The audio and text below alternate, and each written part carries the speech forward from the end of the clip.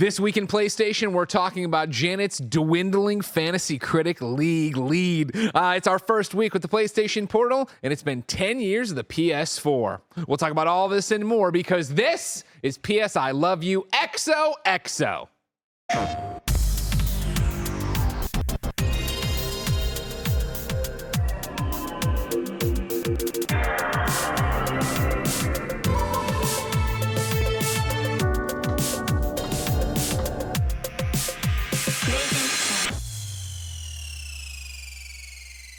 What's up, everybody? Welcome to the show. That's Blessing. That's Janet. And I'm soon to be your Fantasy Critic Champion of 2023 because I'm amazing, ladies and gentlemen. I'm Greg Miller. I'm Greg Miller.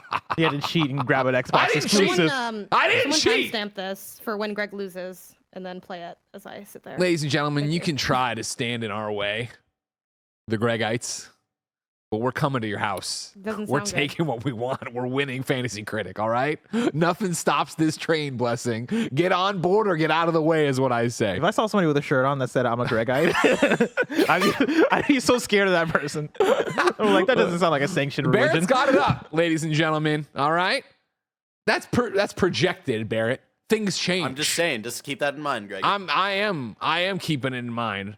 Right now, what gives you so much confidence? Yeah, I don't know where Grand Blue Fantasy versus. Okay. That sounds like a goofy ass game. Fighting people are going to eat up. I'm going to be fine. I'm going to be fine. You think that game is going to score an 83? Because that's at this moment. I need 13 points to beat Janet Garcia right now. If Super Mario RPG score stands, and then yours was the other one. What was it? Tactica. Yeah. The points stand there. I just need 13 points to beat Janet. And I am riding them all on Grand Blue Fantasy versus. Which the last entry in that got a 77, by the way. And the previews people did on it were like, hey, I'm a big fighting dork, and this seems pretty good. Guess what else had good previews? Tactica. What do you mean fighting dork? And that thing did a 78, so. The fighting game community I define as a dork. You know what I mean? We were there in the beginning, and then you looped it back to dork in the end. Bless, you got your hand on the fighting pulse. But I honestly did not know this game was coming out. And so, yeah, I think it is the fighting dorks. Like, there's the fighting game community, and then there are the dorks that are looking forward to Grand Blue Fantasy versus. Now, will I pick this up when it comes out? Probably. I want to check it out. I watched the trailer. The trailer looks kind of cool. Yeah.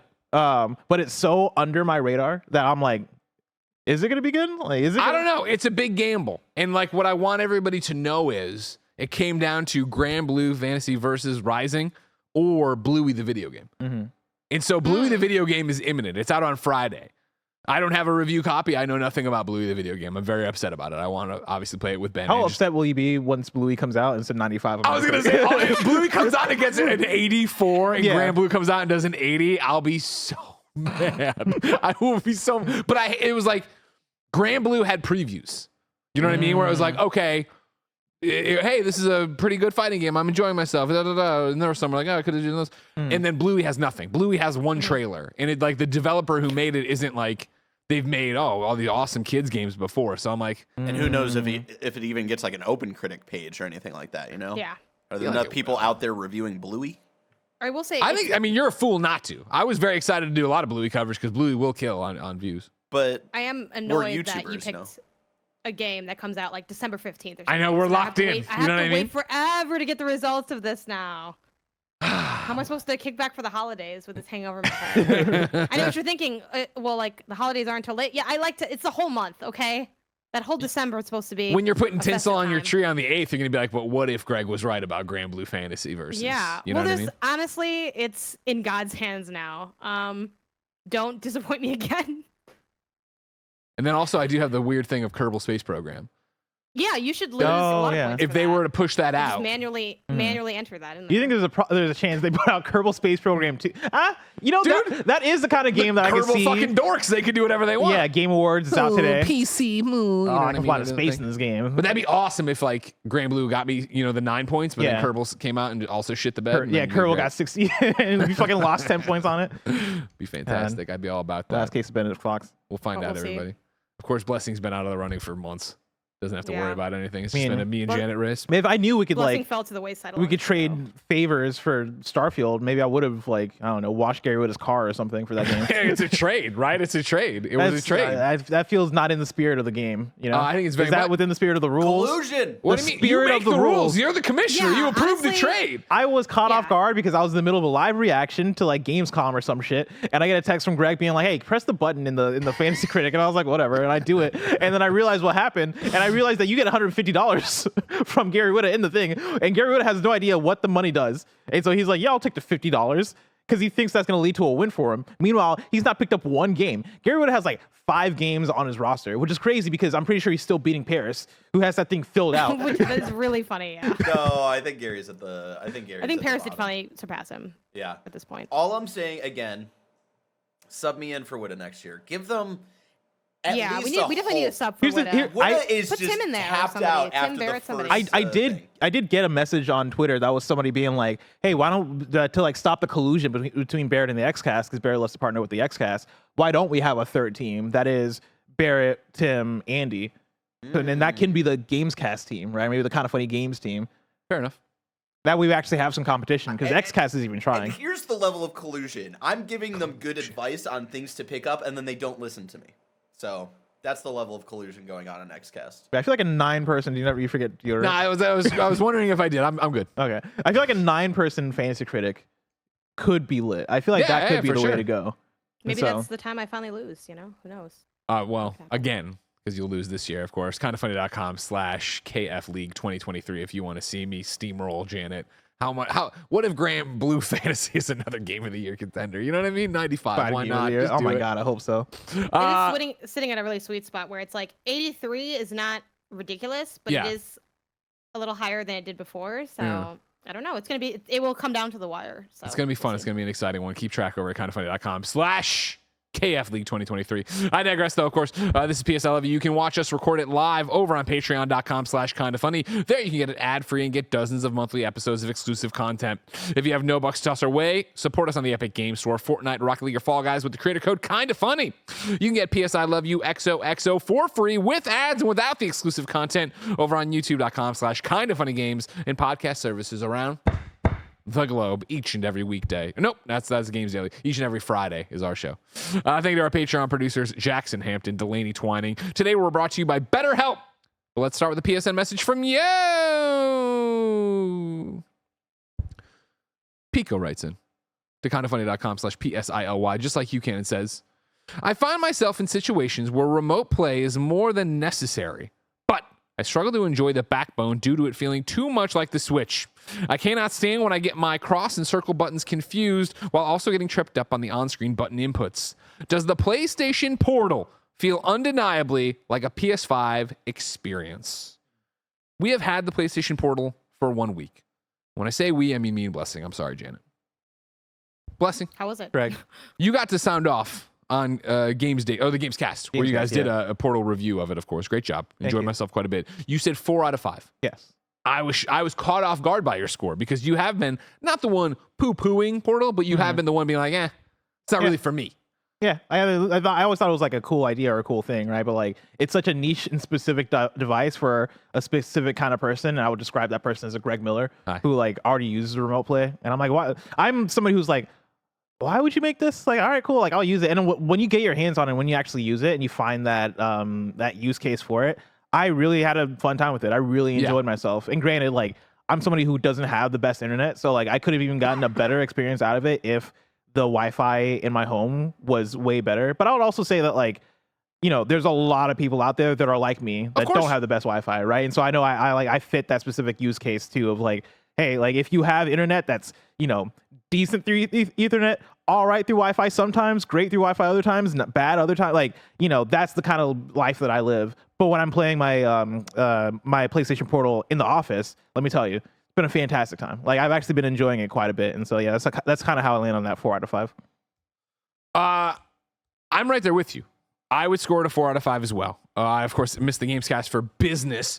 But having had all this time with it throughout this week and playing it, like, it is a 4 out of 5. It is a great experience. Does PlayStation 4 feel, I'm sorry, does the PlayStation Portal feel undeniably like a PS5 experience? Yes. 1000%. You said it so poignantly, I thought, in the Gamescast review, but to echo it, like last night when I was playing it in bed, right, there was a moment of like, oh right, yeah, this is streaming. Yeah. Like you do it, you get so lost in the sauce of what you're playing. It's like, oh right, this isn't a Switch. This isn't everything built in. And maybe I did remember that because there was a second of a hitch, or I got the little, warning exclamation mark in the triangle kind of thing. But it's exactly what I wanted out of a remote play device, even if I didn't know that. I was very happy with the Backbone. I was thrilled with the Backbone, especially the PlayStation version of the Backbone, right? But having the bigger screen, not feeling like I'm squinting at something, having the DualSense controller built around the screen, like I'm in love with the device. Why is it a 4 out of 5 instead of a 5 out of 5? All the reasons you've heard everybody else say. It's stupid this thing doesn't have Bluetooth. Crazy. I don't understand. I'm sure it's a money thing, but even when you guys were talking about it, like on the Gamescast, right? And it's the fact that, of course, the earbuds I have from PlayStation work through PlayStation Link, but then I can't link them to my phone via Bluetooth. So it's like, okay, so just the Portal doesn't have Bluetooth, would that have cost that much more to put in this device? Like, why are we doing this? Yeah, it's such an odd thing because if you don't the Portal doesn't come with the PlayStation Pulse earbuds, right? Like you have to pay an additional $200 for the earbuds, and so most people aren't going to get the earbuds with the Portal, if I had to assume. And so if you're just getting the Portal, your only options for sound are either go through the PlayStation Portal speaker, which I'm sure plenty of people are going to do, but it's not the best thing, right? Like, but it wouldn't benefit me in my use case of, Jen's trying to go to sleep, but she's like, get your ass in bed and sleep next, while I fall asleep, so like wake me up doing Damn. stuff. Yeah, like she's Jen runs a tight ship over she's there. got she's like a cartoon wife with the rollers in her hair and the robe. She's got a frying pan. Like, plus, stop playing your games. If you care about audio quality, like you probably don't want to play through the speakers, right? Like you probably want to have some kind of earbuds or headphones or whatever. So like there's that, and there's also the other thing of like, I don't know, like if you have to use a wired earbud if you want to like get the earbud experience, and that feels such like such an archaic solution, 100%. right? Like nowadays, who is rocking wired earbuds? I'm one of the few. Like I do have the wired ones, but even the wired ones that I have aren't 3.5 millimeter head jacks. They are. Oh really? No, they're USB-C. Oh, yeah, interesting. Because okay. I have a Samsung like a modern Galaxy phone, and so it doesn't have a headphone jack, just like the iPhones don't have the headphone jack. And so I have to listen to my music via a USB-C like wired thing, unless I wanted to like buy an more expensive Bluetooth earbuds, right? So like we're in a place, I think, across the board where people are less and less people just have access to like it's the 3.5 that thing of, thing. you guys had a very interesting discussion on the Gamescast that I thought was kind of quaint and funny of like the parents who are going to buy this, the grandma who's going to buy it and not understand that it's, and I'm like, I don't see my grandmother or what my mom, like walking in there back in the day, I should say, for my mom, right? She's not walking in there getting into shit now, but walking in there and be like, oh, I'm buying the Portal, which is a handheld PS5. Like, I feel like this is such a niche thing that you're asking for, you're putting on your Christmas list, but I could easily see it being that the thing that does remote play that connects to my PlayStation, all that information, but you get it home and you try to sync your certainly Bluetooth. it uses Bluetooth. Like, why the fuck would this year of our Lord 2023 would this device not use Bluetooth? Like, that's such a or weird even thing. being like, this I've not tested, but like I have my PlayStation Pulse headphones at home, which are like the over-the-ear ones, Yeah. like the V1 ones, because I know they're making new ones too. I don't think those work with these either. Like unless the new ones are gonna have the built-in Pulse thing. To your thing of we haven't tried it, maybe it would work. That wouldn't work because you'd be like farther away. I think the one thing that would work would be if you're using your OG PlayStation Pulse and connected it to your PS5. Yeah, if you had your Pulse headset, if you had your PlayStation headset on, or I guess any wireless one that uses a dongle. Yeah. Theoretically, the dongle would still be sending the sound to that. But the problem would be if you're 2 stories away or in your same house, that's not gonna fly. Like even if you're in a different room, like if you're enough distance away, then that's not even gonna work. And so I think that all that stuff is weird. I know this. I mean, this isn't like this doesn't pertain to the review of the hardware itself. More so, just like the luxury of it. I would love a case for this thing. Did you see my tweet yesterday? No. Oh, actually, I did. Waterfield you shared Designs, the people who have made every handheld case I've had since the Vita and the backpack I love, they put out a thing of like, hey, we're making a PlayStation Portal case. What do you want? Like a survey to go through and do. I was happy to see that. At SF Bags on Twitter. And I hate carrying it back and forth. We've talked about this probably, but like I hate carrying it back and forth from home and work because it feels fragile in the way that like it's mostly screen and it's also a heavy thing because it is the DualSense controller. And so like I'm so afraid to drop it at any moment because I feel like if the first time I drop this thing, it's done. I'm scared of it. I really want a case for this thing ASAP. Yeah, I'm hoping SF Bags has it soon. And then I'm also thinking, like, I've been taking it back and forth right now in the lead up to this show. Once we're done here, I think for the most part, I'm going to be able to leave it at home and not carry it with me back and forth to work or whatever. Yeah, I'm leaving mine at work. Like I think that's how I'm doing it. Where when I'm at home, I can just play on my PS5. But when I'm at work, I get better internet connection here. Sure. And so like the idea of laying down on the couches in the office and just playing like that, it's great. Like I've been getting so much Sea of Stars progress that way. And so- Yeah, for sure. I was playing that a little bit last night before I jumped back to Dead Island. I'm working on it. I'm doing it. I'm living the life. For my thoughts on it, outside of what everybody else has talked about or whatever, as somebody who has it sunk to the multiple PlayStations, I was impressed by how easy it is to jump between which PlayStation you're connected to, right? Like in the system, you're able to jump in and do it. I thought setting it up using the PlayStation app was super simple as well. I saw friends now that it's in public talking about it, but I haven't seen any of the reviews. Like, I'm a dork, but I love the actual portal on it. Like the way it spins like a Doctor Strange portal and expands out to be and it's already up and running. It's not doing like the Backbone, had a little screen of it connecting or whatever. This is like, okay, cool. We've already started it. Let's get you straight into your PlayStation 5. That's been nice about it. Handheld's great. I haven't had a problem with battery life. I know it's been a big concern for a lot of people. I did a pretty intense day on and off again of doing it. Again, the weird use cases for us and how we use this kind of hardware of, we just did a KFW doubleheader, and I record those matches ahead of time now, right? I don't watch them, so me and Mike react live. But it was, in the past, I've set up a capture bay, start the match, which can go, anywhere between 5 and 20 minutes, depending on what you're doing. And then what I've done before is set up my phone, FaceTime Joey's phone, and then go back to my desk with Joey's phone so that I can see when the match is over to go clip, stop, and start the next match or whatever. It was very nice to start it, walk away, and control it all through Portal of like, okay, I'm making that happen over there. I'm able to build this while at my desk doing real work and stuff like that.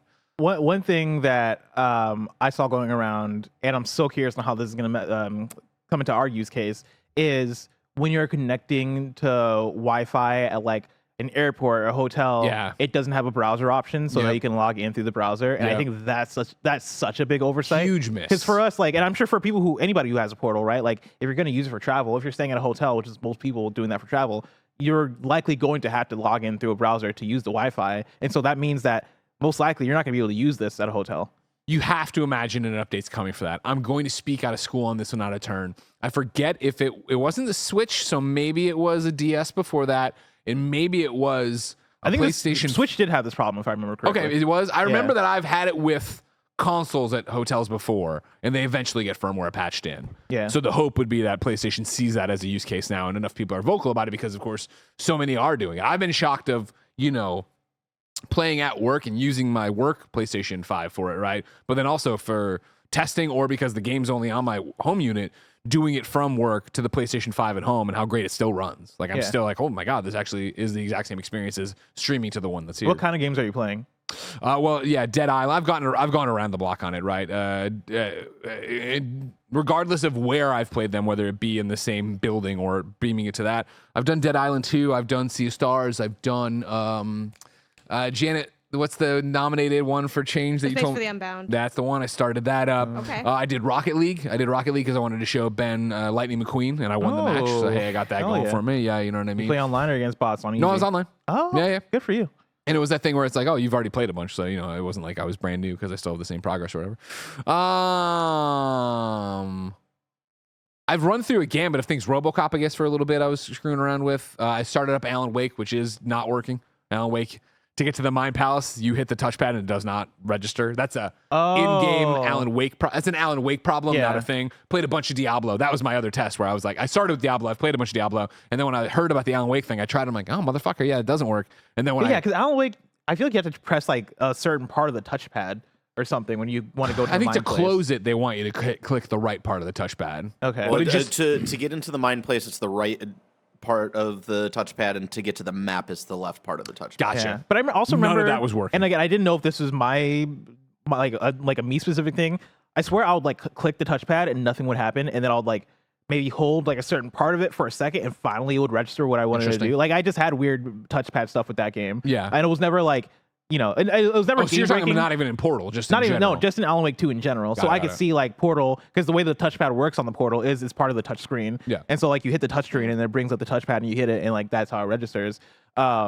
I could see, yeah, like if Alan Wake 2, the way it's designed, if it wants you to either hold it or like press a specific part of the touchpad, maybe the Portal doesn't have that specific feature integrated as well, which is interesting. Like I would have thought that they would have figured that out. Yeah. But yeah, I've played a bunch of stuff on it, and granted, I'm not playing fighting games. I'm not playing something, I'm worried about the actual frames of it or whatever, but I haven't had problems. I mean, I've had the usual remote play problems of like last night with Dead Rising, right? Like I have a Eero Wi-Fi extender in the room that is usually great, but every so often, yeah, it'll do the thing where it starts like, I'm like, okay. And I'm just like in Dead Island 2, I'm just like spamming the attack button. Like if something is in front of me, let's just get it because you can't pause because it's like multiplayer or whatever. Like there's that version of it and that, but for the most part, it's been great. It's been fine. It's been interesting. Again, for me who used remote play so much before this, let alone now, the misconceptions, the things people didn't know about it, and then like the questions that keep coming up of like, well, how do you think it? And I'm like, just try it right now. You can all try remote play right now. Like last night, I had a friend that was like, "Hey, Bless, have you used the Portal?" And I was like, "Yeah, a lot. What's up?" And they're like, "Yeah, like how's it working for you? Like it's got, it's not, it's kind of janky on our Wi-Fi or whatever." And I'm like, dude, if you had asked me, I would have said try this on your phone first. Like this is a thing that you want to test out before you get. To their credit, because I'm sure they listen to the show. It was Blinn and you said, like to their credit, I think they said they do use remote play, and so like for whatever thing, like it's just acting up currently. But yeah, this is a thing that you can test before you buy. Like see how remote play works for you right now, and if it's smooth and this is something you want to get, then get it. But yeah, like. This is something that you should test because I think for a large amount of people this isn't going to work as well because like a large amount of people don't have the perfect internet. Like I don't have the perfect internet at home, and so I am getting a specific kind of experience with it. And if it came down to it, like of me spending $200 for PlayStation Portal, honestly, I probably wouldn't. Like I probably would have waited until right now. Kevin's trying to work on getting me like a better internet router or something. Kevin knows a guy. Yeah, Kevin has like a Google Home thing that should help out my internet. So I would either wait for that or like wait till I move to a different place with walls that don't fucking like, shut off the Wi-Fi. Like LED. Yeah, exactly. Like I would wait for that before I would even consider it. For me in my use case, but for you listening in your use case, like, yeah, like think about that because that's gonna have a heavy weight on how your results are gonna end up. And so I like it though. Like I'm having a good time with this thing. Janet, where are we at for you? This is the conversation last week. We had the conversation ahead of time, the unboxings and stuff like that. But now that you're here a weekend, it's finally out there. Are you feeling those pangs of, man, I should, or are you fine? I'm fine. I think I'd have to test that remote play like Bless said to even see how viable it is in my apartment because I don't have the best Wi-Fi either. I have the best Wi-Fi I can get, but we don't have fiber where I am. Which Gotcha. So it's like without fiber, it's like, what was this all for? You know what I mean? Like I'm literally even online. Like I don't know how I'm talking to you now. So yeah, and I think I'm just gonna honestly, we have Portal at home myself with my Steam Deck because I could just use my Steam Deck. So I think if I end up doing remote play on my Steam Deck and get heavy into that at a level so deep that it then what you know what I mean? Yeah, no, totally. I can do it. So it's like, that's kind of where I'm at. Where this isn't. I mean, a lot of things are easy to pass up, but the affliction of buying gaming things you don't need. Well, it's even for me. Inspired to see your Dead Island progress, though. It's like maybe I can be the person I want to be with $200 more. Well, it was the thing too of like using it at my desk here at work and doing it back and forth like has been great and yada yada yada. But then also like I was like, oh, maybe I should get a case or maybe we get two or do this whole thing. And then it was like Kevin just gave me a giant white like ultra wide monitor or whatever. And when I put that in, split screen where half of it's work and half of it's the PS5, it looks so fucking good. Where I was like, okay, well, I don't really need this then. Now my solution is here in terms of like the monitor I had before was garbage. I couldn't see anything on it. So it's like, there's that already. But again, for what I do, whether it's, watching a show with Jen or trying, her wanting me to come to bed so she can settle down. It's a nice thing and I love it. And again, I'm like just that's my PS5 at home, right? Like it's not my work PS5 and it looks great. Looks great. Fantastic. Re-downloaded Kingdoms of Amalur Re-Reckoning. Oh I'm gonna get back into that. I gotta get back in there. Hell yeah. World's my oyster now, Bless. What was that? Oh, the world's my oyster. Yeah, thanks to the PlayStation Portal. Hell yeah. I'm happy for you. Thank you. I'm very happy. It's like one of those really weird ones of like, what a designed for Greg Miller ass device. Yeah, that's the thing is, we were talking about this during KHD this morning, where I was trying to reference the VR Ghostbusters game, and I was like, oh yeah, Ghostbusters Spirits Unleashed, and I was like, no, actually, I think it's Rise of the Ghost Lord. Yeah, I'm pretty sure that's what. It. And then like as I was like, I looked at Tim, I was like, how crazy is it that we're getting these Ghostbusters games? And like I said it without saying it, of like Greg just gets whatever he wants. Yeah. And the fact that we have a remote play device that is specifically made for remote play, Yeah. like specifically a feature of the PlayStation 5 that most people don't use, but Greg Miller magically does all the time. Yeah. And they made a piece of hardware for it, an expensive piece of hardware. And they did great with it. They crushed it. 4 out of 5. Very happy about it. It's one of those like almost depressing to think that I'm going to Chicago next week. And it's like, sure, yeah, I could pack it and yada, yada, yada. But like for the limited amount of games I need to play, I got to fucking pack this stupid ass Switch, finish dumbass Zelda, Yuck. play more stupid Mario. You know what I Gross. mean? Blah. Game of the year. When I could be getting trophies in Dead Island. I could be playing more Kingdoms of Amalur. I mean, action game of the Game year. Awards nominated Dead Island Island. 2. Don't forget Really? everybody, you know? For what? Best Huh? action game. Really? Did you not see this? I didn't feel like reading through all of them. Janet, it's a flawless set of nominations across the board. I can't wait for my favorite indie, If Dave Dead the Island's Diver. there, I gotta know who else is there. While That's you all do I that, have. Janet, I'll remind you that you can always find us, ladies and gentlemen, on patreon.com/kindafunny. Over on patreon.com/kindafunny, you, of course, can be watching the show live as we record it to get really mad when I say stupid things, just like Royal Martin is, Ryan Povala Higgins are, and, of course, X Thunderstruck X is.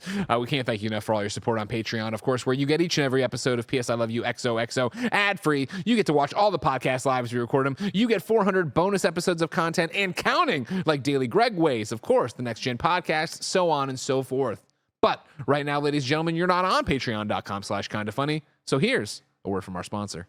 This episode's brought to you by BetterHelp. This time of year can be a lot, and it's natural to feel some sadness or anxiety about it. I can't even count the amount of nights I lose sleep because I just can't stop thinking. My brain just won't stop talking. Therapy gives you a place to do that so you can get out of your negative thought cycles and find some mental and emotional peace. And it can give you the tools to find more balance in your life so you can keep supporting others without leaving yourself behind. Some of my best friends use BetterHelp and love how helpful it can be for learning positive coping skills and how to set boundaries. It empowers you to be the best version of yourself. It isn't just for those who've experienced major trauma. If you're thinking of starting therapy, give BetterHelp a try. It's entirely online, designed to be convenient, flexible, and suited to your schedule. Just fill out a brief questionnaire to get matched with a licensed therapist and switch therapist anytime for no additional charge. Make your brain your friend with BetterHelp. Visit betterhelp.com/kindafunny today to get 10% off your first month. That's BetterHelp, HELP.com/kindafunny. While we're making fun of other platforms, remember when you The quickest end of a tots I've ever seen. Because I thought you were going to go to the tots, and then we just You started did talking. great. You're doing great, Barrett. yesterday when you posted the video of like you replacing my PlayStation 5 place. You're welcome, right? by the way. I appreciate it, actually. Never I- fucking got to That was thank you at all. impressive. No, yeah, You know no, what I very mean? much appreciate it. Thank you for Throw that. up the video, Barrett. Show 'em. That Hopefully saved me make 'em so much listen. time. That saved me a full 10 minutes probably. It saved you 3 minutes. I did it in 3 minutes. But it you would've wouldn't have been running around like that. Yeah, it would have I'll- at least been 5 to 6. I would You not have wouldn't speed rated. I would have had a Yeah. YouTube video up. I would have had a screwdriver. I would have been like, all right, let's make sure I get this thing off carefully. You just tore that thing apart and put the plates on. Sure did. And I appreciate it. But then I quote tweeted it and I was like, oh, my Sea of Stars progress is on that PS5 you unplugged, which you claimed that it was fully It off. was already off. I'm not an idiot. I off, know to yeah. look for the orange light. There was no orange light. and I, you know, I believe you. I guess I gotta go turn it on to see if it. But I believe you. But so many of the replies to my tweet were like, "Oh, this is why you should play on an Xbox. Oh, this is why you get an Xbox Series X. That wouldn't have been a problem if you weren't playing on PlayStation." Is that all they got? It is. Over there on Xbox? I'm like, you want me to pick up an Xbox? You want to play? You want to play Sea of Stars on my Xbox? It was on Game Pass, I think. It was on Game Pass, which is actually a really great reason. But to now play you got Sea of Stars trophies, on and it. now you can do the Yeah. PlayStation. And also Portal. I can use the PlayStation Portal with my PlayStation, which is how I'm playing Sea of Stars. crushed it. See, it you all know? worked out. And I'm man. also on a PlayStation podcast. Leave me alone. See, I've had the Replies. opposite, or I'm like, this is so nice. I could go for some Star. Oh shit, Um, like Starfield. I'm like, yeah. I can't do another run on this. yeah. You know what I mean? I'm not gonna Not go yet. slum it with my backbone. Not yet until it's hacked. I'm sure It somebody will goes figure it out. multiplayer. Yeah, why Yeah, not? you'll figure it out. For now, though, let's go to topic of the show. Tots. We're holding for you, Barry. Good job. Ladies and gentlemen, can you believe it has been 10 years since the PlayStation 4 was officially launched? I just felt myself age. The first time ever. Janet, where were you 10 years ago? Oh God. Was it 2013? Correct. That's how math I works. was. I graduated. Oh God, really? 10 years ago? No, that can't be right. Yeah. 2013. I it was a freshman in college, Wow. right? Yeah. Mm. That's where I was. I was in Iowa. Mount Vernon, Iowa. Shout out. That's it. Like I actually wasn't funnily enough, I wasn't playing as many games those days. I kind of had like a bit of a pseudo hiatus. So yeah, that's what I was getting into gaming on my MacBook laptop. Nice. I played Lots of Super games Meat Boy there. on there. I played Super Meat Boy on there with just the little keypad, and I beat the game that way. So I was very proud of That's the that little proper way to play accomplishment. that game. too. Yeah. Yeah. That's the true experience. But yeah, like that's where I was at. That's the long and the short of it. I mean, I Okay. can continue, but there's other stories. Blessing, where where were were y'all you? at 10 Yeah, years Blessing, ago? where were you 10 years ago? I was a junior in college. Gotcha. I was playing How's that GTA. possible? Yeah. I was wondering the same thing. I was like, "You're a freshman? Aren't you older than me?" No, We're- because we got class of 2016 for college, right? No, I You're only graduated a class. You're only a year older than me, and 10 years ago, I just graduated high school. I graduated class of 2015. I skipped a grade in middle school. Oh. Hey, Yeah. look at the big brain on Bless. Big old brain. I'm sorry, I forgot to Wow. tell you. I'm not one of them dum dums. You're like, oh, I'm no, sorry. wasn't You thought that I was because a dumb there was like a fuck, weird like the thing rest of between y'all. the American school system and like the school system? Stop telling the truth, Barrett. You told this story before. But no, I think, I mean, Janet's right though, because like you were class of 2016, I was class of 2015. Janet, you would have been a freshman Yeah. earlier in the year. I'm thinking about fall 2013 when the PS4 came out. In the fall, you would have been a sophomore. Yeah, yeah. Okay. Yeah. Well, fine. I Throw am in a lines up. slightly different dorm playing fucking Bonnie of Isaac then on my life wasn't that different the next year. Bless. I hate to break it to you, but I Yeah. was doing the same shit. But I was playing GTA 5 on my PlayStation 3. Messing up my grades because I was too into GTA 5. Sure. I was listening to Podcast Beyond probably. Nice. Yeah, it was cold in Illinois. Yeah, Mm. that's the long and short of it. I Cool. was here in San Francisco. At this point in the year, I had been out of school, high school, for 6 months. I had just met Alyssa, and we were working at Vans together. Aww. Wow. 2 months later from now, we would start dating. Oh, advanced romance. Nice. And I, of course, was working at IGN covering the PlayStation 4 and hosting Podcast Beyond. Damn. I would have been, 6 years into my IGN career? Damn. We would have been. Yeah, we'd be Holy 2 years shit. away from founding. Kind of funny. Wow. Not even, I guess, because it would have, if the way math works, right, it would have been like a year and 3 months from founding. Kind of funny. Like going independent January 5th, 2015. Oh, yeah, that is how math works. Yeah. Damn. Yeah. I know.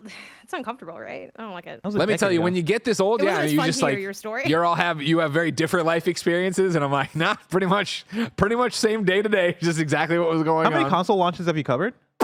Well, I mean, like, I for guess like PlayStation. PlayStation, I guess, PlayStation, yeah. Yeah, I got to IGN just after PS3 launched, so I didn't cover Okay. that. So PS4 was my first full blown, like, this is a real deal thing, and then Yeah. PS5, yeah, which doesn't sound as impressive. I mean, you did the Vita. Toss Vita in there, Yeah. yeah, of course. Now the Portal. But now what do we put in The word- the fucking portal? Yeah, exactly. The portal, the PSVR 1. Yeah, the exactly. PSVR 2, Yeah. Move. the I covered camera, Move. I was there for Move's like, launch. Don't forget. Yeah. exactly. Yeah. Yeah, VR. So then, Janet, for you being a Mac gamer, a blessing, Yeah. you being a PS3 gamer, when did you get a PlayStation 4? I'll start with Bless. I got a PlayStation 4 like end of 2014, Okay. I think. Either end of 2014. No, it was Christmas time, maybe Black Friday time 2014. Okay. Because I remember it was definitely Black Friday because I got my PS4 and then I told my aunt that I wanted FIFA 15 for Christmas. Yeah. And so I got that. And then it was so funny because 2014 was such a weird year for video games because I was then trying to figure out what games do I want. And like the options were like Shadow of Mordor and Dragon Age Inquisition. It was so unexciting. Far Cry 4, which I got Far Cry 4, and I was like, that's whatever. I like Far Cry 3 better. But I ended up getting Shadow of Mordor.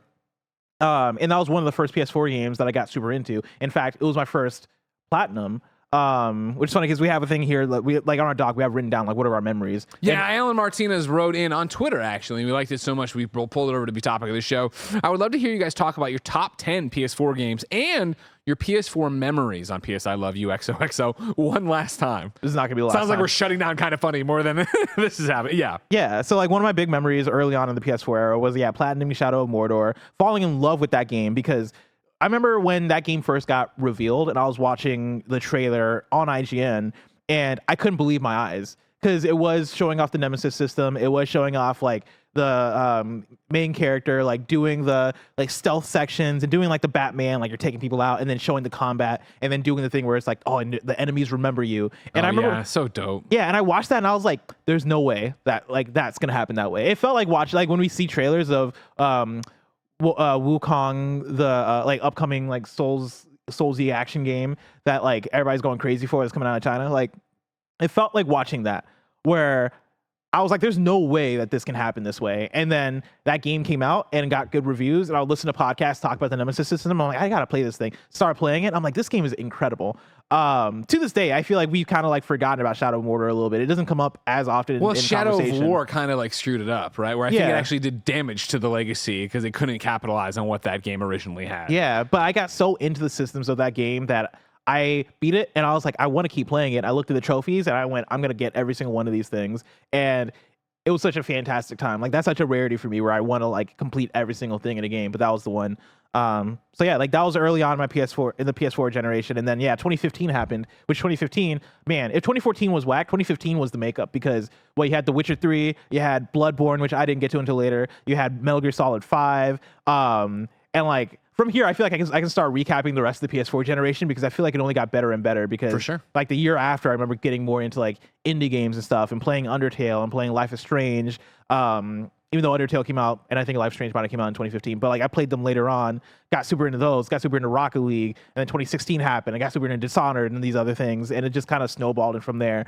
But yeah, like I have such good memories with the PS4 generation sure. in terms of like, I feel like there was a level of quality that was hit. There was a stride that was hit, I think, starting in 2015 on that might be unreplicable. Janet, when did you get a PS4? I got a PS4. My projected guess is sometime in the fall of 2016. So I was Okay. late.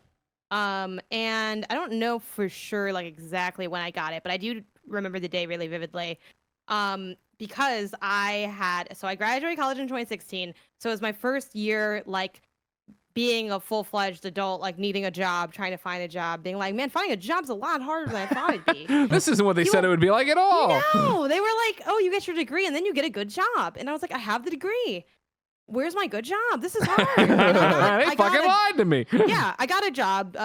My first job teaching, which I did get laid off from. Not more on that later, but yeah, that's where that. One day you'll have more to say about that. But yeah, there's not a lot more to say about it. But that happens like very briefly after because it was a charter school and the school didn't have enough students enrolled. And they're like, ooh, we thought we'd have enough students, but we don't. So like, you don't have a job anymore. And I was like, honestly, this job was terrible anyway, and I am kind of relieved because I was suffering. But anyway, before that happened, I was in that sweet spot where you get your job, right? And here's the thing. I had a credit card with the good people at Capital One of company or whatever, right?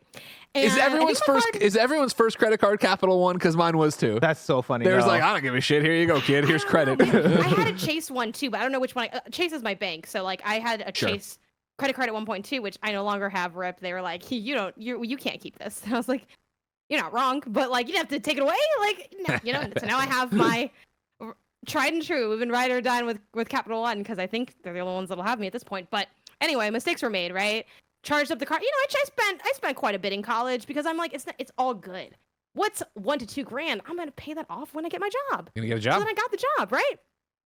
And that's when Capital One was like, hey, boom, you just got a credit limit extension, ding, ding, ding. And I saw that pop on my phone and I said, Edwin, my brother's name's Edwin, we're going to Best Buy. We're getting a PS4. So Let's that's what we go. did that day. And I wish I could find the photo of me next to all the stuff. And I joked that I paid off that PS4 well into the PS5's life cycle. But I got my first games for the PS4. I got the PS4. I got an extra controller. You know, I balled out. I got a copy of 2K so my brother could play that. Because I'm Nice. like, yeah, we're all living today, you know?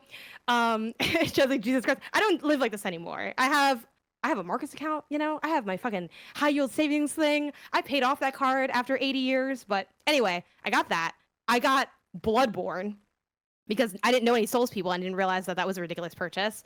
And I got No Man's Sky. So it was not You're just sitting in silence in your room. Like, oh, well. like everything. I mean, obviously, I love the PS4, and I made a lot of great memories with my PS4. As we get into our lists, I'll go through mine, and mine are a lot more like vibes focused than like the best games. Because Sure. we're going to cover that all. We'll get it all done, right?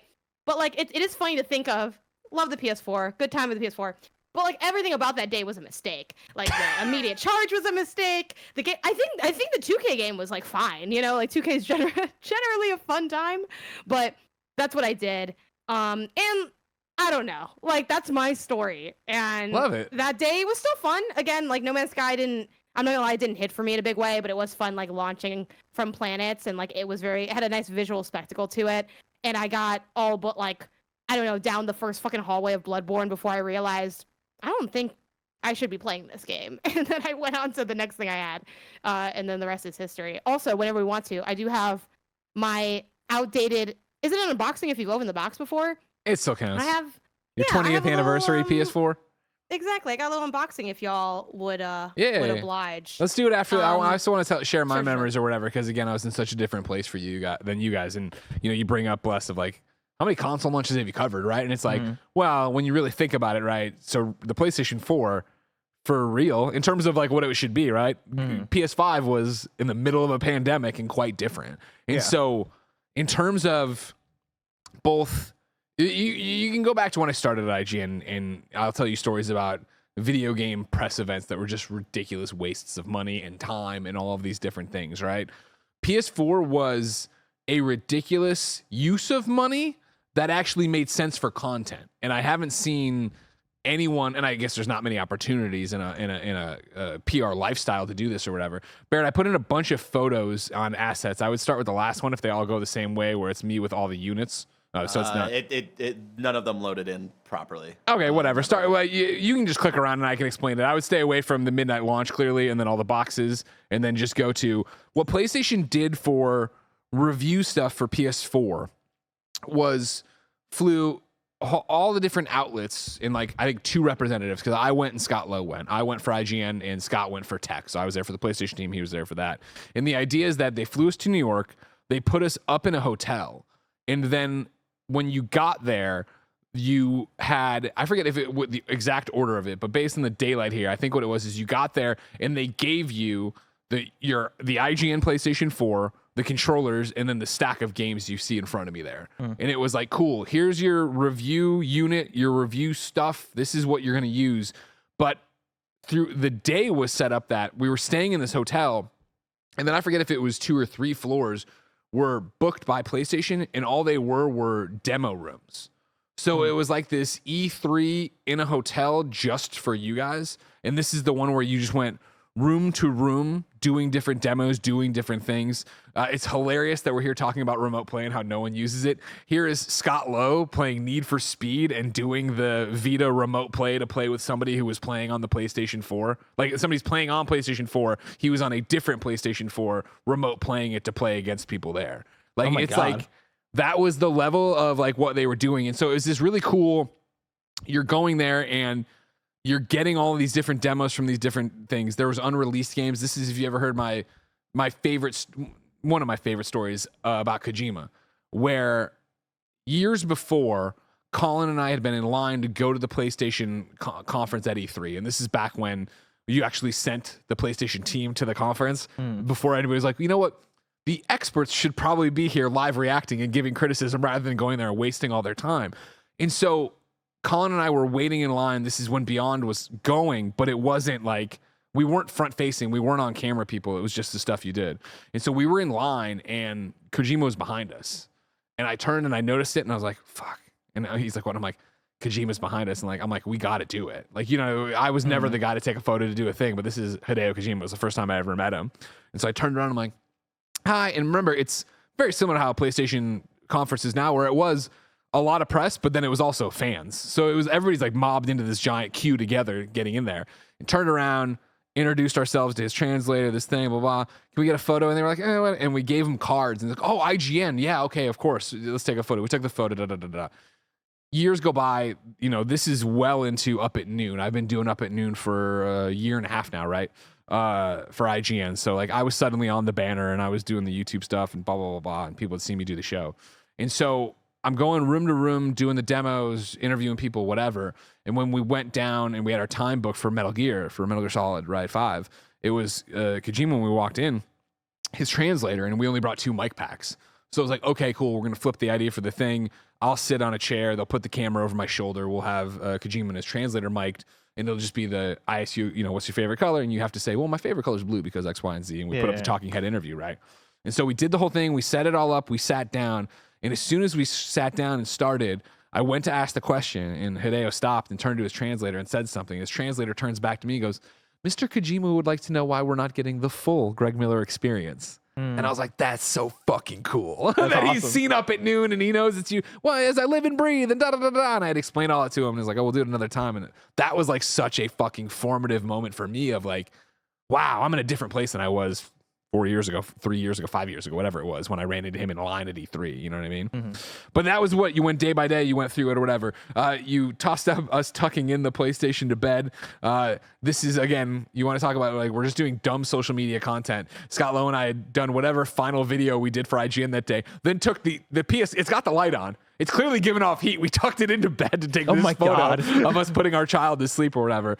This is also the one, if you show the one of the PS4 engraved, again, a ridiculous waste of money, but then smart, but then weird, where they had on site that night at the cocktail event, right? Like to wind down your day, you could bring your PS4 in and they would engrave it. They had a guy there doing laser engraving of whatever you wanted it. And so like I did it, and like, I'm not getting on a high horse here or anything, but like there are Missouri J school ethics still inside of me. And so when I did this, the first thing I did is email IGN and be like, because we didn't have Slack, that doesn't exist. Email and be like, I'm doing this. When I get the unit I've paid for, I will give it to the company, and that will be the company's unit. This will be my unit and whatever. I had to be very public on Twitter and beyond about that, I remember, because I didn't want it to be weird that I was taking the IGN one and writing my fucking name on it. Because I thought about doing IGN, but nobody would have cared. You know what I mean? And like, that's now one of those things where it's like, I will always have that PS4, like that one and the Spider-Man PS4 Pro, like I will never get rid of, that I still have to this day or whatever. But it was like it was a weird event to do all that and then get back to your hotel room, and it was, okay, cool. Here's the PlayStation 4 and all the launch games, and like try to test it out and do all the different things and try to break it the way we wanted to. And then, yeah, I'd sent you a photo of Shu. Shu was obviously already our Beyond friend or whatever, but it was nice to be reunited with him. And then yesterday I put up a video that was the giant IGN unboxing of the PlayStation 4, which is one of my favorite videos we ever did there, where it's like 30 people unboxing it. And it was because, of course, everybody ordered a PlayStation 4 and everybody put their address as IGN because they knew they'd be working the day of launch. And so if you throw up the one of Goldfarb, if you want to, like, even before we did the unboxing, the UPS guy, we just made him put them all in the demo room. And so we just had this gigantic layout of PS4s from Amazon ready to go. It was just such a fun time. And I put in, these are my photos. I apparently for IGN went to a PS4 launch event that night. So since I already had mine or whatever, but I have these photos of us bopping around at GameStop or whatever and doing this is a while because I know which GameStop this is too. This is Market, right? Yeah, this is like the old Market one before they had like even expanded and then shut down and all that stuff. What a trip. And so back to your question about how many consoles you've covered, launch consoles you've covered, console launches you've covered. It's that, but then it's like I don't even think they do them like this anymore, right? And it was also like very much, I know this is apples and oranges and I'm not just dunking on Xbox, but it was so not this way for the Xbox One, which if you remember came out like half a week later, and we were like, oh, we'll do the whole unboxing bit again, and like 7 Xboxes showed up and we're like, well, okay, we won't do this. This is a bad look to follow it up with that. I mean to the 10th anniversary thing, right? Like, I don't know if we'll ever see such a dominant platform like that, right? Where the PS4 comes out, and that's, and then was the Wii U already out, or were we still on the Wii by the time we got the Xbox One and the PS4? I always forget if the Wii U came a year before PS4 and Xbox, or Must a year have been after. before. Either way, Mario Kart was 2014. Either way, right? Wii U like, launched November 18th, 2012. So 1 year before. Yeah. So we're at like the Wii U, the Xbox One, and then you have the PS4, which is like fucking killing it. Yeah. And you're coming off of in 2013 doing the whole thing where Xbox had the bad E3 showcase, where it was TV, Call of Duty, and PlayStation being like, here's our price and it's cheaper than the Xbox One. Here's how you can share games. You know, Shuhei hands it over, right? It's the easiest thing. You know, that was such a kickstart to it, and like it didn't end. I go back to year after year, it's seemingly only getting better and better and better. Like one of the moments I have written down here is the run from either was it 2017 to 2020, the run of PS4 exclusives that, like, for me in 2017 starts with Horizon, right? But then you go forward to 2018 being God of War and Spider-Man. You jump forward being like, Ghost of Tsushima, Last is Part 2, you know, Miles Morales is cross-platform, but you get what I mean, right? Yeah, totally. Like, you know, PlayStation Studio / PlayStation first party firing on all cylinders and having a run that, you know, going back to the I don't know if it's replicable kind of thing. I don't know if you're gonna have a run like that again. Like I think 2017 to 2020 PlayStation was on such a different level that I don't think they were at before as a first party. And I don't like, unless all the dominoes line up, which I think they just happen to line up in this way. Unless all the dominoes line up again, I don't think you can replicate that again. A big part of that too, I think, on why, and you're calling out like Horizon and the starting it and being a part of it, and Ghost you toss in there too, right? Yeah. Like you're talking about new IPs from trusted developers that we didn't know.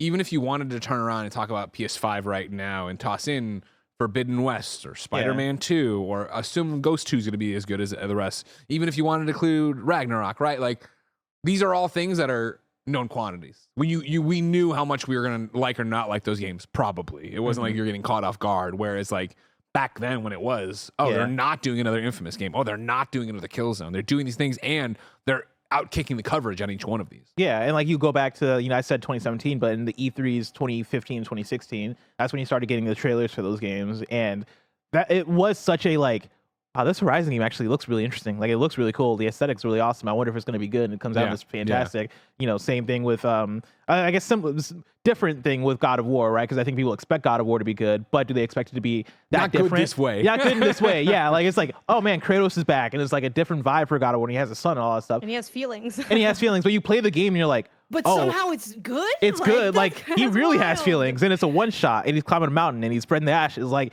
it's crazy how well that stuff came together. And then like we got to a point where Ghost is coming out, and like at that point it was kind of expected, but still the thing of like, well, you know, their previous game was Infamous, and so like, are they going to be able to actually like, you know, deliver on that same level as a Horizon or like Spider-Man or whatever? And they do it, and like it's a run that I don't like. I can't believe that we're still here. Like that they were able to pull it off. And yeah, now we're getting the sequels to all those things. And there was a write-in I saw weeks and weeks ago that we never got to. That was like, you know, does the PS5 generation feel boring by comparison? And like, you know, I don't think like the answer is no, but I can also understand how you feel that way because it's like you said, right? Known quantities. I mean, you can go into like when we got the PS5 and we were excited for it, obviously, on those things, but it was like the improvements, the quality of life. Like, I you know, some of the things I wrote down here, right? Like one of my PS4 memories, right, was how cool it was to be able to stream to Twitch from it. Now it's like, you know, the way OBS, Streamlabs, Elgato, the way it is easy to stream and look better than kind of funny, right? Is like you take it for granted. But it was such a big deal of like, I remember like, oh my God, this is how I'm gonna stream games. And I did for a long time from home, just through the PlayStation Eye and the weird little things in the chat. Like it was such a quaint, cool feature to be like, oh my God, this is how accessible it is. In the same way, like one of my favorite things from the PlayStation 4, a memory of the PlayStation 4, was me and Steimer starting up Lego, whatever one launched with it, and they're being able to pop trophies on each other's accounts. Because in the old days, it was that you'd log in as both people, but only player one was getting any trophies. Like that's the kind of nerdy shit I remember being like, wow, this is fucking cool.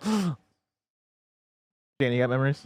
I wanted to unbox this. I want this. Yeah, I'm down to open Oh, it. The 20th So- anniversary is the same one, man. I remember when they launched this during PSX, and we were all Yeah, like, I sent a link if y'all want to talk about what this is while I try to get it open. It's weirdly heavy, so Oh, yeah, hopefully it I doesn't don't take know, me I too don't know. long. Of course, Janet has the 20th anniversary PlayStation 4.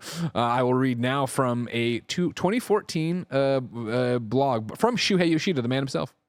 Hello, PlayStation blog readers. Today is a very special moment in our history. It's been 20 years since the launch of the original PlayStation, which released in Japan on December 3rd, 1994. That means next year it'll be the 30th anniversary if you're keeping track. Oh my God. It seems like only yesterday I'm so glad we can celebrate this moment together. 20 years is a long time. In 1994, many outsiders thought that Sony was slightly crazy to launch the original PlayStation into an incredibly competitive gaming market. Who could blame them? Sony was, and is, famous for engineering great electronics, audio equipment, and many other consumer devices. But game consoles? Man. Then he goes on, being talking. Are we gonna get a PS5 like this next year? I fucking hope so. But I don't want to go on too long because I have a big piece of news to reveal. A very special 20th anniversary edition of the PlayStation 4. Wait a second. This one's got names all over it, Janet. This is worth nothing. Yeah, no, you can't really sell it for like anything, or a lot for someone who has really specific taste. So this is Isaiah's 20th anniversary PS4. They only made 12,300 of them, and he has number 11510. And he took it to IGN's, what do they call it? They called it House Party. Yeah. And a bunch of people signed it, including you, I think, somewhere. I have to find it. I see Jared Petty's face. I see Kalila as well. That's cool. Yeah, I saw Yeah, I'm Brap underneath from Jared's Brian. face there. So is it's that- Steve is this you Butts, right here? Jared, and then that's what the Greg Miller scratch Oh, right there. yeah, Yeah. right there. Yeah. Damn. Yeah. I was it's one gone of by the this cool point, things. obviously, but yeah, I came back for House Party because you can't keep me away from a good party. But yeah, I Yeah, remember so there's this that- announcement. This is still in the container. For some, like, why is the Ooh. console signed, but then he like didn't open the controller, and then there's Well, like, it's such a weird one of like, this is one I have at home too. I have the original box. It's actually in Jen's background now for her business calls. It used to be in the work from home setup for me. And it was that idea of like, I got it and I thought about not opening it. And then I was like, but like, why do I care? I'm not going to retire off of this one day. These things are meant to be enjoyed. And so I busted it out. So it's got scuffs here and there on it, but I loved it so much. Again, if you're an audio listener, you don't remember quick this. start guides. This is the PlayStation 4 that they made look like the PlayStation 1. So it's that gray. It's got the multicolored PlayStation logo. They did the buttons and all the stuff. And like it came with the camera, the controller, everything looking just like the PlayStation 1 Yeah. color scheme. I remember being jealous that I couldn't get one, and so there's a PlayStation theme that is the 20th anniversary theme, and that was my theme for the longest time. Yeah. Yeah, it was gorgeous and it got announced and it was so cool. And then they announced, we're going to do it. Stand or Yeah, it's a something? stand. They announced that, all right, cool. They'll go for pre-sale during PSX. And we were all so pissed. Because it's all the hardest of the hardcore PlayStation fans in a convention center with terrible fucking Wi-Fi trying to get on this thing or whatever. And then the fun thing, in terms of like another PlayStation memory for me, remember, they're launching this on December 3rd, 2014 is the announcement, I guess, actually. That's not when it came out. Or was it? Well, I'm reading back. I might have screwed this up. No, they revealed it. Shuhei revealed it. Whoa, okay. So this makes sense. So it was revealed then, which is right before PSX. Then PSX happened when you could pre-order it and do that stuff. Of course, if you're quick at math and kind of funny, dates, December 3rd, 2014 is about a month before we launch Kind of Funny and leave IGN. And so I remember getting the unit at IGN. I tried to pre-order it at PSX and I couldn't get through. Doing the videos or whatever for it, and then kind of being like, oh man, goodbye. And I remember, it sounds silly now as we sit in the spare bedroom, and Kind of Funny's been able to be so successful. Thank you so much for that, everybody. But getting out and announcing on January 5th we were gone, and then emailing all my press contacts, I remember how much it meant that PlayStation was like, oh my God, this is incredible. That's a great thing for you guys. We'll send you 2 of these units. We'll send you so you have your own or whatever. I was hell like, yeah. oh man, like that was so like, That's pretty cool. okay, people understand what we're doing. Cause on my side of the equation, right? Like there was only once where I ever doubted what we were doing. There was only one moment where I doubted we were making the right decision. And it's funny because what it was is that it must've been probably December, maybe end of November, somewhere in there. And I remember the way I sat in the IGN editorial room at this point was me, Nick across from me, and then to my right was Tim. And then I think it would have been Colin to the left and, Destin. Maybe Naomi was over there. Doesn't matter. But like I'm surrounded by it. But Fran came by and he's like, all right, man, it's a done deal. And I was like, what's that? And he's like, all right, it's official. Like we're hiring Max. Like Max is going to come in and he'll take over all the stuff and do. And I'm like, oh, that's amazing. Da, da, da. And as soon as he walked away, I turned to Tim and I was like, are we making the right decision? And he's like, what do you mean? I'm like, are we making the right decision? Like, I know I'm the one who's always telling you guys we're doing the right thing. He's like, for Kind of Funny. He's like, no, we're fine. It's great. But it was like that one moment of like, oh, right, the world's going to move on. Like it's officially going to move on and we're there and it's like too late. Now, if I was to take it back, which I never would, obviously, I'd be screwing up somebody else's life or would I be able to? And yada, yada, yada. It was that moment of closing. And so like that was the one time I doubted it, but I also was very prepared for no one to understand it. Again, funny as you look around with Min-Max or Easy Allies or any of your favorite YouTube podcasters, right? Like different world now, but back then I'm like, how is Nintendo going to understand that we have a smaller audience but still matter, and yada yada yada, and they did, and it was a cool thing that PlayStation was so on board with it for a PlayStation 4 memory. Hell yeah. Danny, you said that was number 11,500 or something like that? Let's see. It was Because like it sounds like he was cutting it kind of close. 11,510. 11 Yeah, he was kind of close. Damn. You know, Those are just randomly Isaiah, sent out, you know. fucking slacker. No, Yeah, I but don't know. like- Yeah, they probably randomly sent out. I mean, I don't know. I guess I don't really know how that shakes out. I guess it doesn't really matter. Like I don't know. I'm sure it would be cool to be like 1 or something. Yeah, if you had but- 00001. Well, I'm yeah. saying like You whoever know. got like number 12,000 or whatever's like the final number, it's like whoa. 11,999. Oh, thank God. 12,300. So like it's definitely like it's a limited, but not like there's been more limited Yeah. levels consoles, but a cool little thing. And we have our a bunch of the consoles actually in the living room. Like we have like one of those little bookshelves where they kind of stack from like 1 onward. And I don't know how we're gonna put the 5 in there when the 6 comes out, but we'll figure that out later when the time comes. For me, the PS4, entering in late also was like me entering into my like gaming renaissance era. Like I had a few splurges here and there, or like or bursts of like activity in terms of like playing games where I had my PS3 in my dorm for a long time, and I got some like multiplayer games. Like I got like a Soul Calibur and a Blur, and we had moments here and there, and I got like my 3DS XL. So I was kind of dipping back into the gaming well, and as I started to do content, do podcasts, like do some articles, I'm like, okay, cool. Like what console am I gonna buy? I did end up getting a 1 and a PS4. I don't know what order exactly I got them in, but I remember getting my PS4 again, getting all those titles that didn't end up shaking out. But the other thing is I've told this story before because I've done a lot of PlayStation coverage throughout my career, like besides like the IGN like Beyond stuff, the stuff here. Like I did PlayStation Lifestyle for I don't know, like 9 months, a good chunk of months. I was only full-time freelancing for 9 months. And a good chunk of that was working at PlayStation Lifestyle, where of course I was dipping into like all things PlayStation, playing as many games for review as possible. I got my PSVR used in part to be able to get all of the VR reviews. I was like, well, who else has the headset? And I was like, if I review enough of these, this headset will pay for itself. Guess what? I didn't, because when you don't make very much, it takes a long time to make $100 or $200. So didn't actually make it there, but you can read my Creed VR review, I think still to this day on PlayStation Lifestyle. But so it was interesting, like hitting up also a lot of rando titles like throughout the time with PS4, but also, I think for me, living in a kind of having like a more normative, like, nowadays we like keep up with everything, right? Like we're playing everything, we're playing shit before it comes out. But back then that wasn't the case for me, and I had missed a good amount of stuff. So, like one of my titles for like, if we think of top 10 or top 10 memories, however you want to slice it, I put in, we're sick of these now, but Last of Us Remastered, that's like, that is how I played that game. Yeah. And I didn't beat it until like shortly before even the next one came out, just because I kept restarting it, and then the file saved got corrupted, and then I restarted it again. There's like, I started games so many times, but playing that, again, the drama that was me playing the Uncharted collection was through the PS4, and it was the fun of having these collections that were all on one disc or one bundle, and kind of feeling like, well, I already got it, so like let me dig in on this franchise and see what's up.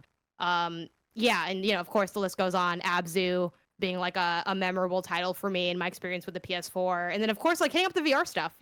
Again, drama aside, because people don't tend to like how much it's loved or not loved or whatever, but I did really enjoy my time with PSVR and dipping into that market and playing Astro Rescue Mission and making everyone in the house try to play it, and checking out Tetris Effect and a lot of those titles. And then just like I have a lot of, I guess, coverage memories. Like the PS4 for me on a personal level is the fulcrum between like gaming for fun and gaming for career, and Okay. it kind of like perfectly sliced in that transitional period for me of, I remember seeing the Horizon, Zero Dawn footage at E3 and covering it and not fucking getting the name right because I thought the name was really bad, and it kind of is, but whatever, right?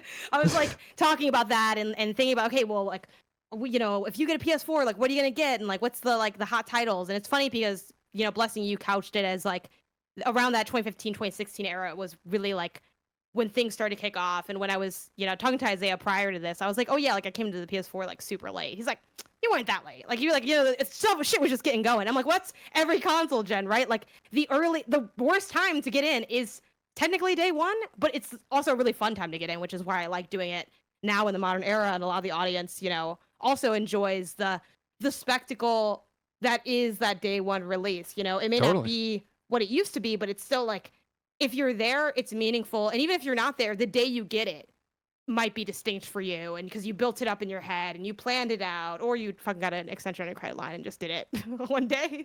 But either way, you remember it. It's that thing where I think if we look back at any console for any of us, right? Like, granted, we're all going to get old. We're all going to keep buying. I'm already there, but you'll get older.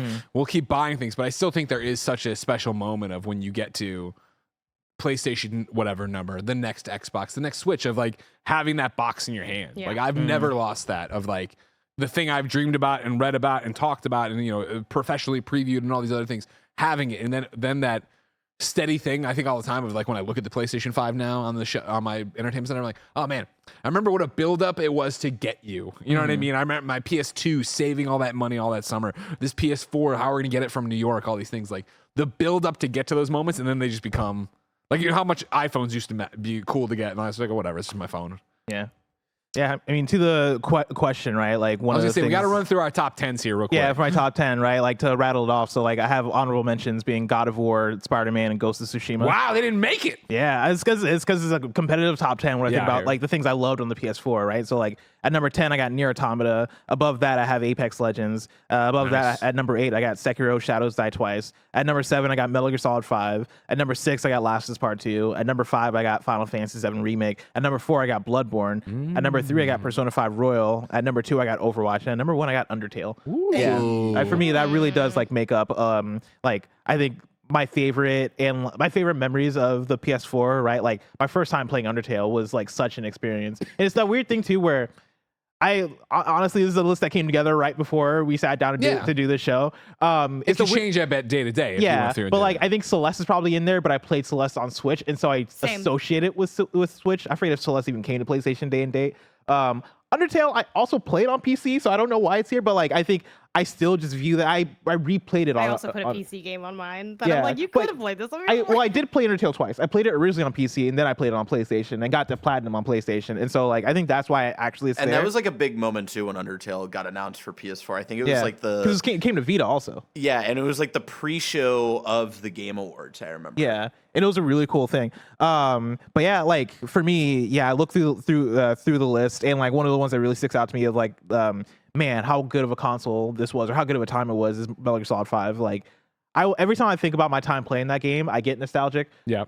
And it kind of goes back to Janet mentioning like being laid off as a teacher. Like for me, I was in a similar place of I graduated college in 2015. I was looking for a job, couldn't find a job. Got a temporary job selling DirecTV in Sam's Club. Hated it. Oh my god! Yeah, I feel so bad for you. It was the worst the cat job calling ever. These people, hey, who's your cable provider? And like, if you know me, that is not a job I should be doing. Like, I am the worst at like trying to talk to somebody who I don't know, and like they're coming in and they're doing something else. I hate bothering They're here people. to get a crate of butter, but you're trying to sell them DirecTV. And so like my job is to stop people and be like, hey, do you want DirecTV? And this is 2015 where everybody's canceling their DirecTV. Nobody's trying to get new DirecTV. And so I didn't sell one DirecTV package. I got fired. Oh, no. Yeah, I got fired. And it was like right when MGS5 came out. And so I came home and I was like, I'm just gonna spend the next week just playing MGS5. Nice. Like no lifing it, just like playing MGS5, doing nothing else. And it was like the most like comforting experience because I felt so depressed after losing that job. And MGS5 was there for me. And so yeah, shout out to that. There when no one else is there. My list, because I like just rattling them off, and again, I think it would change so much moment to moment, right? I put for honorable mentions Moss, of course, PlayStation VR game I loved. Song of the Deep. A game that, like, of course, Insomniac's weird GameStop digital game. Fuck like, yeah, that was a good game. I still have I have like. Is that an indie game? Don't get me started. It looks like Don't an get indie me game. fucking started. Apparently, everything is an indie game. But yeah, and then they were the one who did way too much merch. But one of the things they did was a like young adult novelization of it, like on this very like not fancy paper. That sounds weird, but like a worn paper that I have kept, and I read to Benjamin when he was inside Jen, when he was in the womb. Like, it was Jen thought it was cute if I did it, and so I've kept it on his bookshelf because right now he just wants picture books and board books. But one day I do want to read through that because I love Marin's story so much. And then I put Concrete Genie on here. Then just to piss people off, I also put Avengers, which of course I played a lot of, but I was more to just get you there. For my top 10, which I think would change any day of the week, 10 I put Monster Hunter World. So much played there. Me, Kevin, Xavier Woods, Scott Lowe, Jen, like hundreds of hours of Monster Hunter World. Like, I can't wait for the next one. I put Control at number 9, the game that caught me off guard. How much I mean, I love Remedy, but it was so good. 8, I put Ghost of Tsushima. 7, I put Everybody's Golf. You want to talk about a modern, like, touchstone memory of, like, I remember when we got Everybody's Golf, starting it, making my character in the first 15 minutes, and this is at the old studio. And I remember putting on the controller and my eyes filled with tears because I was like, they've done exactly what I wanted. Yeah. Like, they've made the PlayStation 4 version of the PSP games I love so much. Number 6, I put Last of Us Part 2. Number 5, I put The Division and The Division 2. I just tossed them in there together, right? Number 4, I put Marvel Spider-Man. Number 3, I put Metal Gear Solid 5. Hell yeah. Number 2, I put Assassin's Creed Odyssey, which caught me by surprise. Interesting. But in the Portal, like, again, when I'm like, what should I play in the Portal? I see Odyssey there. I'm like, I think I didn't finish 2 of the DLC episodes. There's stuff for me to go back and do, yada, yada. And then number 1, I put, of course, God of War 2018. Jana, what's on your list of top 10 PS4 games? I did mine funky. I kind of went with the vibes. So Nice. I'm like, I don't, because it's like, because again, even like, right, what would I actually put? Last of Us 2, God of War 2018. Like, who gives a fuck? You know what I mean? Like, y'all have heard me say that so many times. Fucking smatter Greg and Bless's list together, and it's like the same fucking shit that I probably would say, right? So mine's like, what do I feel like encapsulates my PS4 like experience with like a mix of like shit I fuck with. So I put Last of Us Remastered, Final Fantasy VII Remake, because again, Are you starting from 10 or 1? I'm starting from 1, I guess. Okay. Why not? And I didn't order them. Oh, like okay. Final Fantasy VII Remake. This is a game that the further I get from it, the more I appreciate the combat. And I always knew the combat was fire, but the story irked me so much that it kind of undercut how much I liked the combat. But I just lived in that world because I worked on the guide for work, so I like spent a lot of time in that game, and I like went hard on the demo too, and like kind of wrote a thing for that. And like I like lived in that world really heavily in a way that the more time passes, the more I feel like that was kind of a key like PS4 memory for me, and also sort of colors my excitement as we like move forward in the PS5 era. Dreams, because I'm a Dreams stan, and I had like a fuck ton of fun playing that game. Sure. I have like really great and vivid memories playing the PS4, specifically in the like apartment that me and Isaiah shared in like in the Bay Area, where we had like this upstairs downstairs, and it was like kind of dark in there, and like it was like my first time like living with him or like living with anyone I had like dated, and like it was just like a whole like kind of like an era and a vibe. And it was a lot of, sometimes it would be, you know, games I was playing for work, and sometimes it'd be games I just like never got around to, like, you know, finishing Last of Us, and just be able to have like that casual filter in out. Like, it was just such a vibe, you know, the cats on the stairs. Like, it was a good time. And I was like, holy shit, this campaign's so good. I wish more people played Dreams forever. Fair. You know, Astrobot Rescue Mission's in there at my 4. That doesn't matter because it's not really numbered. 5, RE2 Remake. This shit is like the fucking pinnacle of survival horror. All day, every day, 6 ways to Sunday. Fuck what you heard. Like, I love this game so much. What you probably heard is RE4 Remake is better, and I don't know. I haven't finished it, to be honest. So I'll let you know. But definitely like a vibey game as well that like I talked about a lot when it came out. Number 6, Blessing will appreciate this, Problematic Fave, Detroit Become Human. Yeah. Like, I was, you know, it's like, Listen, like, sure, crucify me, go for it. But I enjoyed my time with Detroit Become Human. Exactly. Why are you booing me? I kind of know why, but like, you know, same. I actually, I picked this out too because I was digging through Facebook looking for literal memories, and one of the things I wrote, June 13, 2016, I was writing for a site called Big Cultures at the time. And I don't even know if I wrote I assume I wrote this article, or maybe I just shared it because it was like shit we wrote. And it was like the Detroit Become Human trailer for PS4. And I like quote posted it and said, I have to buy a PS4 now. Super pumped about this game. And I'm not gonna lie, when I played it at the time, I didn't ask as many questions as I would ask today. But again, I think that game, while the story stuff gets really funky, like what's the social messaging is a lot and very, you know, binary in a way I think is very limiting. With that being said, it's a very beautifully like rendered game. I think the score is fantastic, where they have fucking different composers for each of the 3 characters. The choices in there left me aghast. It's a fun game. It's a fun game to play. It is a well designed, like the narrative design of that game is good as fuck. Like looking at that tree and how it branches out, like I don't know. Like again, that's why it's problematic fave, because it's like, again, me and Blessings, we haven't done it yet. Our post mortem playthrough. I'm so down for a replay through. Like we're gonna do it one day and it's gonna be dope. So yeah, Detroit Become Human is definitely, and I think also too, again, regardless of how you feel about the game at the time, now, whatever, it was a heavily like, it was one of these staples of like PS4 marketing beats. So that is also why it's in there as well. Uncharted Collection, I still need to play the fucking Lost Legacy. I'm working on that next. Excited to get around to it. Abzu. It's gonna break my heart though when you don't like it. I drive to Abzu. What? Lost Legacy, Jane is gonna like more than all the other ones. I hope so. that I'm gonna like Lost Legacy. It's not gonna be your favorite 4. game because it's the same gameplay as 4, but like I think you'll appreciate the characters more. I liked 4. 4 was just a little long. And Lost Legacy, good length. That's the thing, because like 4 kind of has the problem that like Last of Us 2 has, and I love Last of Us 2, and I'm not gonna lie, of course I love Last of Us 2 like way more than Uncharted 4, just because I like Last of Us 2 like a lot. But where it's like it's going, and then it's still going, and it's not even that it's bad. Like what you get is good shit, but it's like, damn, there's more. Like I don't have any room on the plate. Like I should not have taken all those mashed potatoes. You know what I mean? Like that's what playing Last of Us 2 and Uncharted 4 is like for me. Abzu, when I want to vibe, I play Abzu. It's my journey of the sea. My journey of the sea. Yeah, Tetris Effect. It's fucking Tetris in VR. It's awesome. Love it. And then the game that I didn't really play on PS4, but I could have, Metro Exodus. This is the game I try to sell to everybody who will listen slightly, and almost no one buys, which I'm kind of offended by. Can y'all please play Metro Exodus? It is such a good game. It is very much not really a me game in the fact that it is like a first-person shooter essentially, but the narrative is really strong. Is it a shooter or is it an RPG like Fallout? It's a shooter. Okay. I would categorize. I can't remember anymore. I remember I didn't like it for some reason, but I couldn't remember why anymore. I do not remember if it has any RPG elements even in it. Someone check and correct me. It's been many years since I played as Artyom, wandering the fucking streets, the radioactive wasteland, and you're fucking hanging out and you're doing shit. And it's a little scary, but it's not too scary. You can play it. You'll be fine. It's really good. I liked it a lot. Now, I don't know. For all I know, maybe I'm tripping. I'd replay it and be like, this shit doesn't hit as hard as it did at the time. At the time, this was my entire personality. Okay, so there you go. Hell yeah.